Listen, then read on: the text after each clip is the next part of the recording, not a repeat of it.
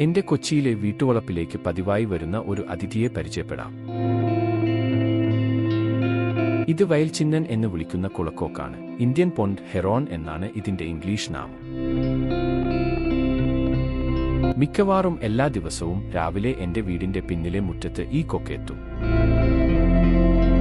പൂച്ചട്ടികൾക്കിടയിൽ പ്രാണികളെ തിരയുന്നത് പതിവ് കാഴ്ചയാണ്. ഇവിടെ നിങ്ങൾ കാണുന്നത് എന്റെ വീടിന്റെ ജനലിനടുത്തുള്ള മരക്കൊമ്പിൽ വിശ്രമിക്കുന്ന ഈ പക്ഷിയാണ്.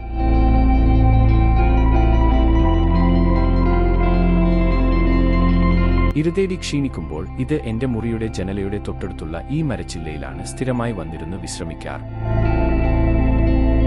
അതുകൊണ്ട് എനിക്ക് അതിന്റെ സ്വാഭാവിക ഭാവങ്ങൾ ക്യാമറയിൽ പകർത്താൻ കഴിഞ്ഞു. സന്ധ്യയോടെ മറ്റെവിടെയോ ഉള്ള അതിന്റെ കൂട്ടിലേക്ക് മടങ്ങും.